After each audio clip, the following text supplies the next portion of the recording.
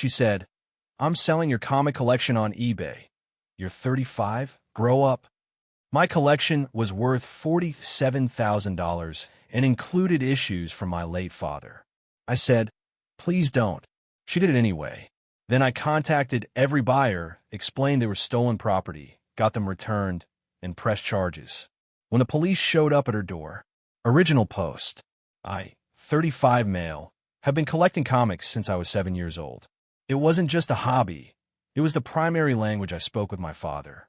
He was a blue-collar guy, worked HVAC his whole life, but every Wednesday, he'd come home with a stack of single issues. We didn't have a lot of money, but we had Marvel.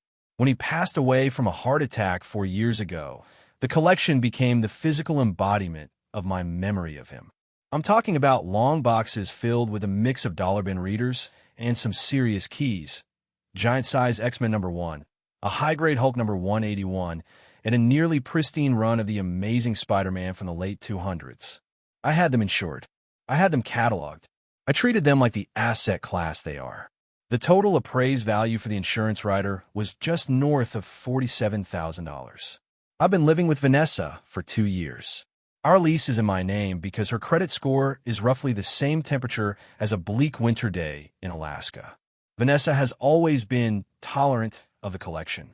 She called it my paper dolls or nerd hoarding, but since I kept everything neatly organized in a custom shelving unit in the spare room, which I pay extra rent for, she didn't say much. Or so I thought. Lately, she's been dropping hints about elevating our space. She watches those home renovation shows where a couple knocks down walls to create an open-concept barn for no reason. She wanted the spare room to be a mindfulness sanctuary or a guest suite for when her judgmental mother visits. I told her no. That room is my office and archive. I pay the majority of the bills. I get the spare room. That was the boundary. Last Tuesday, I came home early from work. I work in logistics, and we had a system outage, so I clocked out at 2 p.m. I walked into the apartment, and the silence was heavy. Usually, Vanessa is blasting true crime podcasts while she works. She sells essential oils and lifestyle coaching on Instagram, which nets her about $200 a month. I walked down the hall to put my bag in the office, and I froze. The door was open. The custom shelving unit, the one I built with my dad, was empty.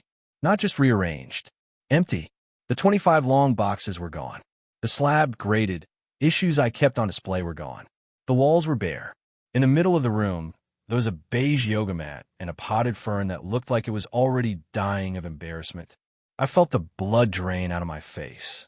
It was a physical sensation like the floor had dropped out. I walked into the living room. Vanessa was sitting on the couch, scrolling on her phone, sipping a glass of Pinot Grigio.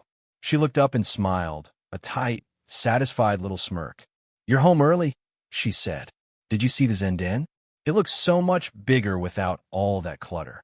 I stared at her. My brain was trying to process the visual information. "Vanessa, where are the books?"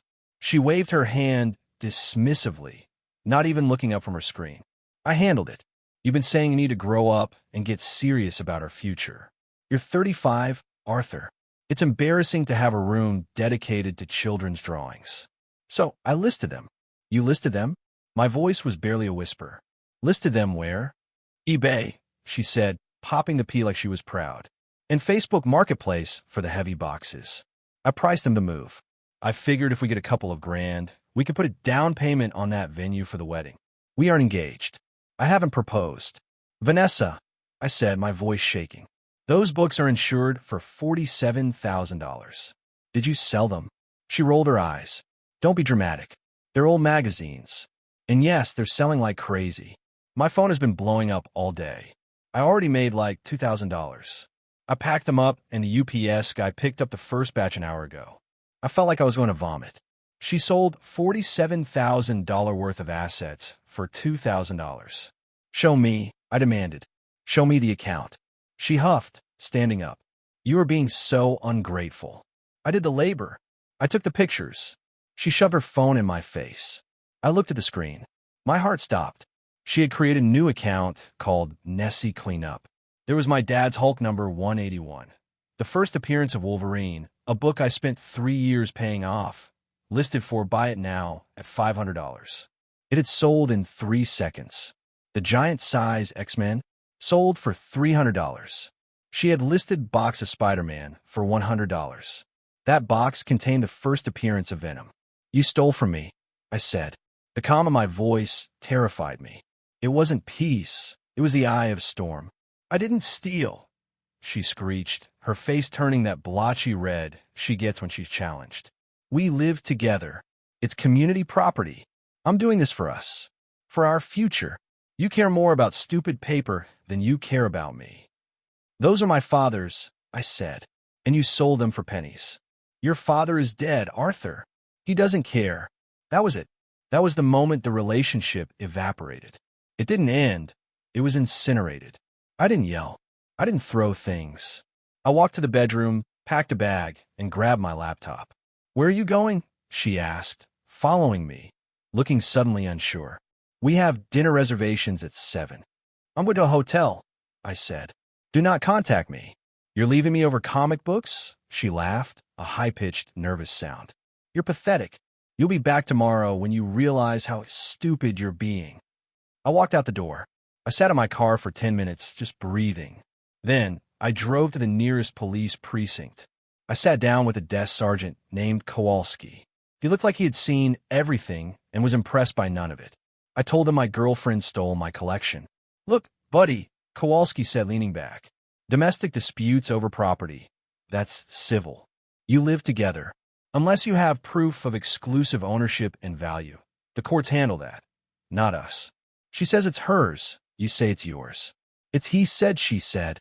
I reached into my bag and pulled out a binder. My dad taught me to be organized.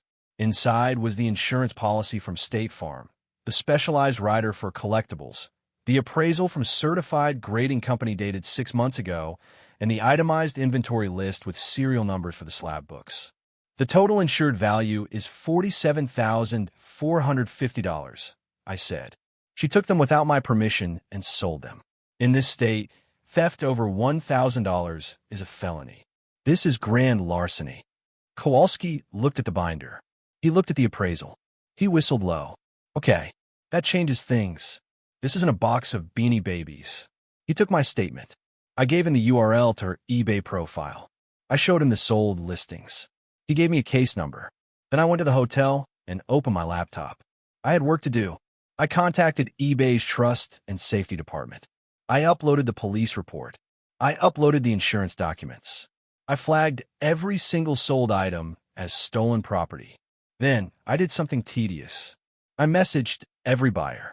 Since the transactions were fresh, I could use the contact buyer feature on some or see their usernames. Message: "Hello. I'm the legal owner of the item you just purchased from Nessie Cleanup. This item was stolen from my home today. A police report has been filed, case hashtag 899-22B. eBay has been notified. If you receive this item, you are in possession of stolen property. Do not open the package. eBay will be refunding you. Please cooperate with the investigation." It was a bluff on the possession part, mostly, but I needed to scare them into returning the goods or canceling the orders. My phone started ringing at 11 p.m. It was Vanessa. I let go to voicemail. Then again. Then a text. "The cops are here? Arthur, stop this right now. You are humiliating me." I turned my phone off. I slept like a baby. Update 1. It has been 3 days. The fallout has been extensive. First, let's talk about the logistics of the theft. Vanessa, in her infinite wisdom and haste to declutter, hadn't actually shipped everything. She had shipped about 10 packages, the ones with the high-value, buy-it-now slabs, because she wanted that PayPal money released instantly. The bulk of the collection, the long boxes, was sitting in the trunk of her Kia Soul and stacked in the back seat, waiting for her to drive them to the post office the next day. When the police showed up at the apartment that first night, it wasn't just a friendly chat, because I had provided the insurance rider proving the $47,000 value. They treated it as a significant property crime. Officer Kowalski apparently sent a patrol unit over to secure the scene.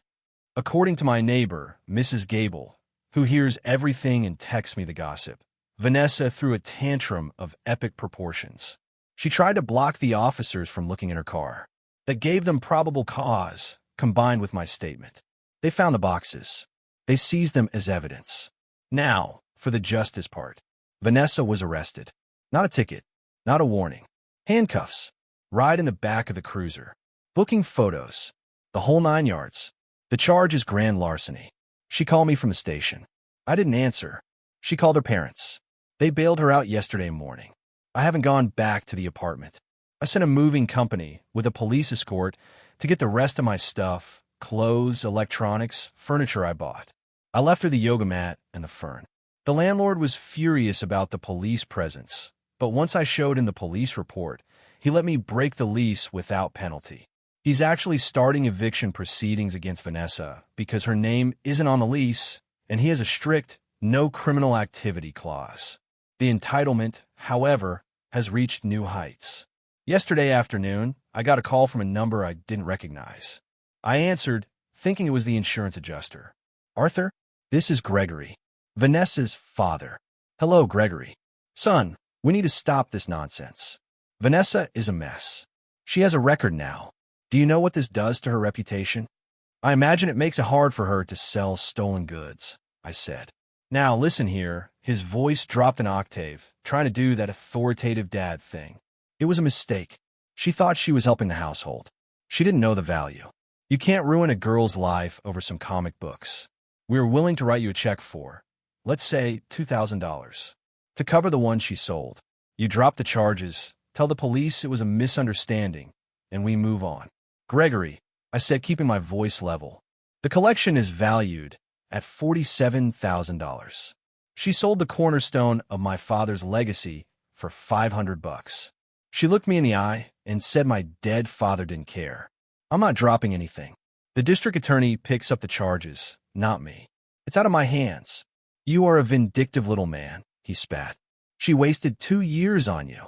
She was trying to build a future. She was trying to pay for a wedding venue I never agreed to. I corrected. Goodbye, Gregory. I hung up and immediately emailed a recording of the call to the detective assigned to the case. Single-party consent state, folks. Know your laws. On the eBay front, eBay shut down her account for fraud. The buyers were a mixed bag.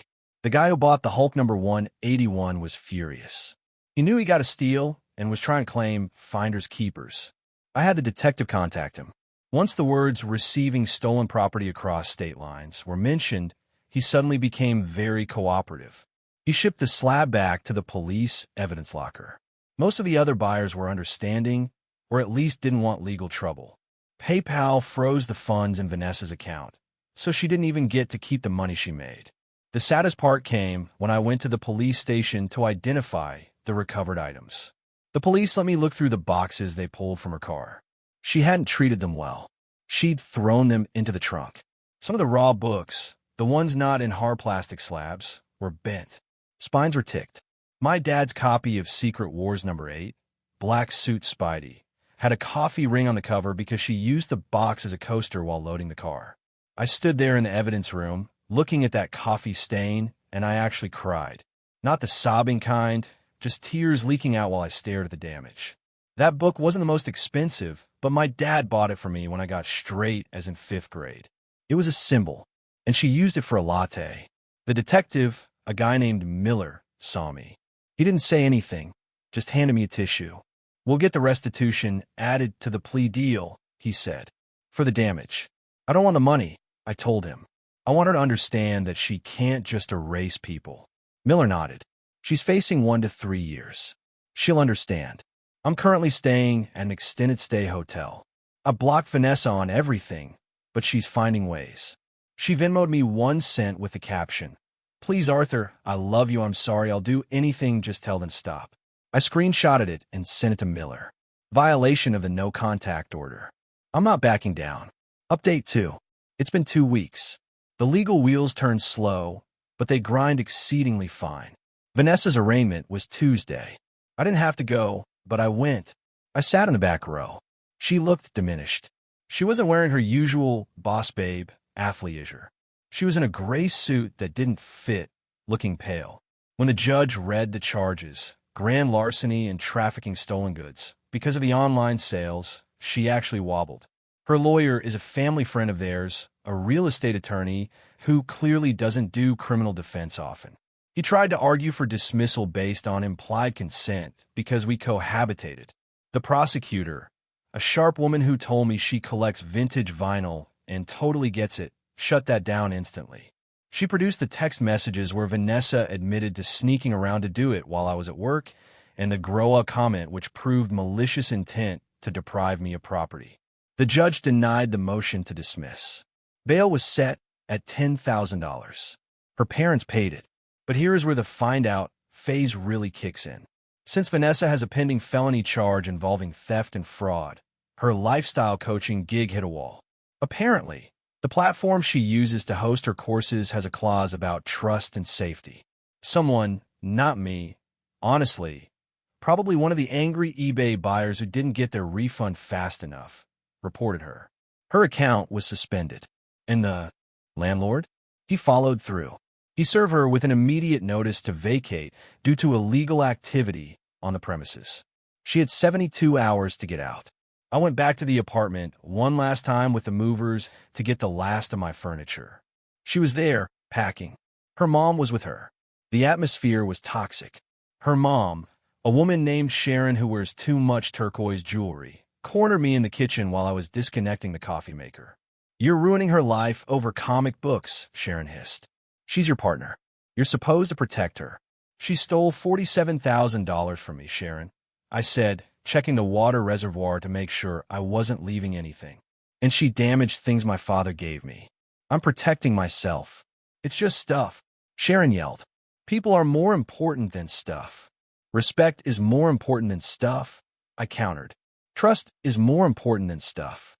She threw both of those in the trash so she could have a beige living room. Vanessa walked in then. She looked tired. "Arthur, please. I can't have a felony. I won't be able to get a real job. Just tell the DA you made a mistake.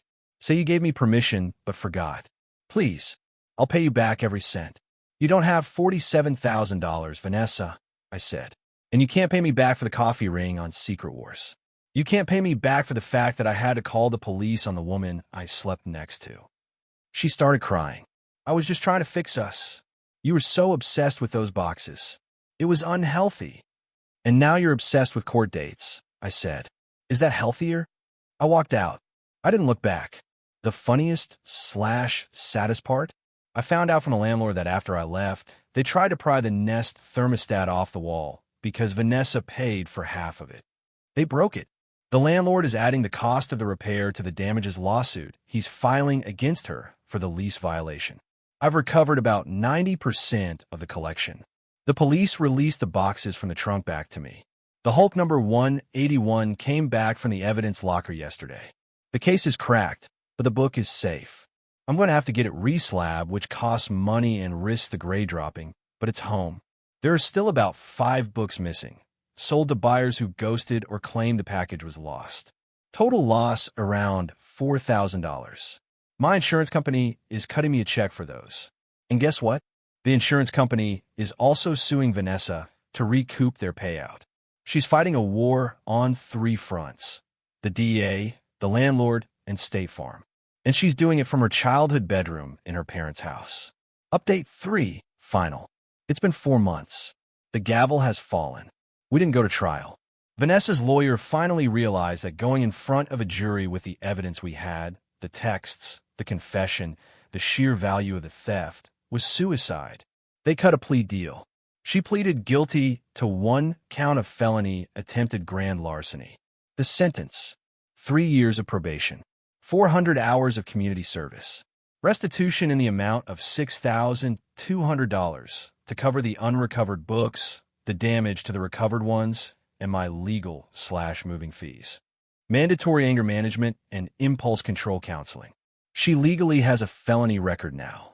In our state, you can petition to have it expunged after 5 years of good behavior, but for now it's there. Whenever a potential employer runs a background check, it pops up. I saw her at the final sentencing hearing. She didn't look at me. She looked at the floor. When the judge asked if she had anything to say, she mumbled, "I just want this to be over." The judge, an older guy who looked like he'd handled 1,000 domestic disputes, leaned over the bench. Young lady, you wanted it to be over when you sold a man's legacy for pocket change. Now, you have to live with the fact that actions have echoes. You don't get to decide what matters to other people. It was a nice moment, not a movie moment. No applause. Just a quiet confirmation that I wasn't crazy for caring. The restitution is being garnished from her wages. She got a job working the front desk at a gym, one of the few places that didn't care about the theft charge, I guess. Every month, I get a check for $150. It'll take her years to pay me off. I set up a separate account for it. I'm using that money to buy books to fill the gaps in the collection. I bought a new copy of Secret Wars #8 last week, a 9.8 grade. It's beautiful. I put it next to my dad's copy, the one with the coffee stain. I kept the stain one. It's part of the history now. A reminder. My life is quiet. I bought a small house, just me, no roommates, no community property. I turned the second bedroom into a library. I installed a deadlock on the door. Not because I'm paranoid, but because I've learned that boundaries need physical enforcement sometimes. I'm dating again, casually. A nice girl named Elena.